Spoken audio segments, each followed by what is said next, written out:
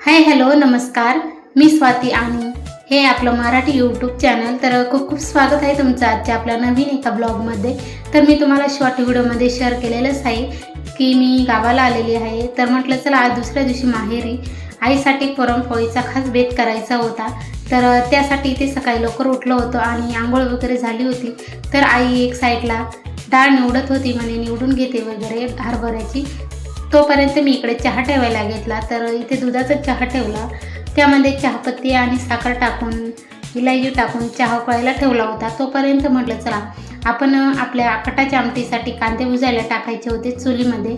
तर त्यासाठी इथे 5-6 कांदे घेतले होते. ते वरवंटीच्या साहाय्याने पाट्यावरती छान असे फोडून घेतले. तर फोडून घेतल्यानंतर आतमधून पण कांदा छान असा भाजला जातो, त्यामुळे आपल्या भाजीला टेस्ट पण छान येते. त्यासाठी इथे 5-6 कांदे फोडून घेतले या प्रकारे. आणि साईडला आईने चूल पेटवून दिलेलीच होती आणि म्हटलं चला आता चूल तर पेटवलीच होती आणि साईडला आईने अंधण पण ठेवलं होतं. आपली यामध्ये डाळ शिजायला टाकायची होती, यासाठी याला उकळी आल्यानंतरच त्यामध्ये डाळ टाकायची होती. तसं केलं त्यामुळे आपली डाळ छान शिजली जाते. यासाठी इथे मी सगळे कांदे इथे चुलीमध्ये टाकले. तर बघू शकता इथे चुलीवरती अंधण ठेवलेलं आहे, अजून तर काही उकळी आलेली नाही. बघूया आता कधी उकळी येते. तोपर्यंत म्हटलं चला चहा पण उकळलेला असेल, तोपर्यंत इकडे आईचं पण निवडायचं काम चालूच होतं आणि इकडे चहा पण उकळला होता. तर म्हटलं चला आता ओतून घेऊया. तर चहा ओतून घेतला आणि आईला पण दिला. त्यानंतर मी पण चहा पेले आणि मग आईने निवडून डाळ झालेलीच होती. तर मग इकडे पण पाण्याला उकळी आलेली होती. तर आईने यामध्ये स्वच्छ डाळ धुवून टाकून दिली. तर बघू शकता खूप सारी उकळी आलेली होती आणि मग इकडे चहा वगैरे पिऊन झाला. म्हटलं चला आता सकाळी सकाळी कामं पटपट आवरायची होती, कारण की पुरणपोळीचा स्वयंपाक असला म्हणजे थोडा वेळच जातो. त्यासाठी ते मी कणिक पण मळून घेतलं आणि एक साईडला आईने इथे गूळ छान असा बारीक करून माझ्याकडे दिला होता. तर इथे डाळ पण छान अशी शिजली होती मऊसूत. ही घरची डाळ आहे त्यामुळे खूप पटकन शिजते. तर त्यामध्ये मी यामध्ये गूळ टाकला आणि छान असं मिक्स करून घेतलं.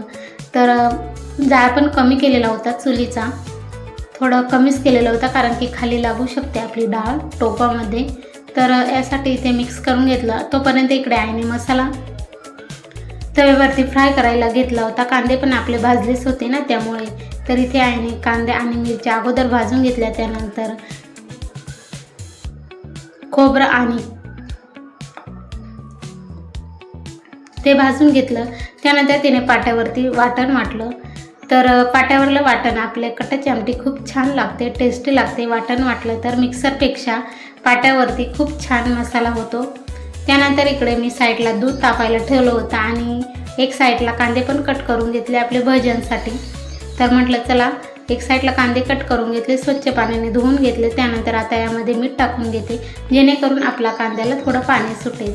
त्यामुळे आपण पीठ मिक्स करताना पाण्याची एवढी गरज भासणार नाही, त्यासाठी इथे पाणी सुटलं होतं. त्यानंतर इथे 1 वाटी बेसन पीठ टाकलं.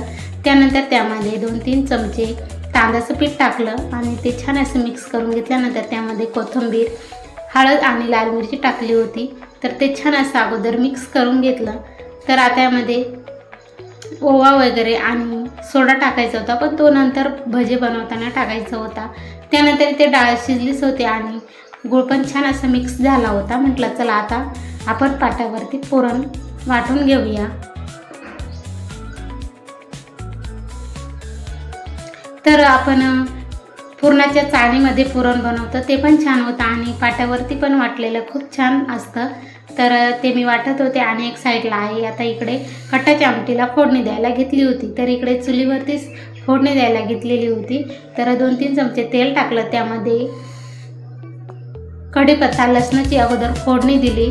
त्यानंतर आपण तिने जे वाटण वाटलं होतं पाट्यावरती ते यामध्ये टाकायचं होतं. ते अगोदर एक छान असं फ्राय करून घेतलं. त्यानंतर त्यामध्ये मसाला थोडा मिक्स करून टाकायचा होता आणि तेल सुटेपर्यंत छान असा परतून घ्यायचा.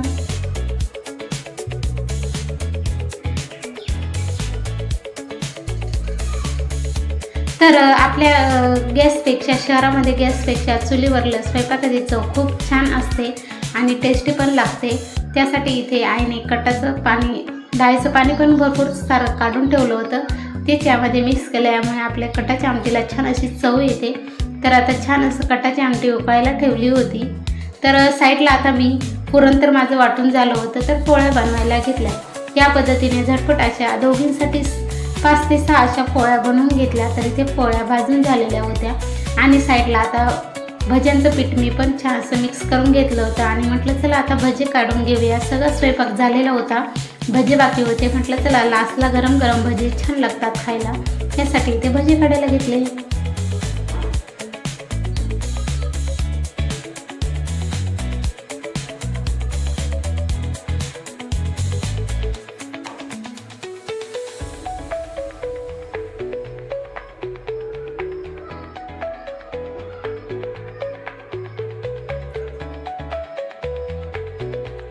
तर आता भजेच बाकी होते, त्यासाठी ते कांदा भजे बनवायचे होते आज. त्यामुळे कांदा भजे बनवायला घेतले आणि झटपट असं गॅसवरती मंद आचेवर तळून घेतली. तोपर्यंत आपल्या चुलीवरती आपली कटाची आमटी छान अशी शिजत होती.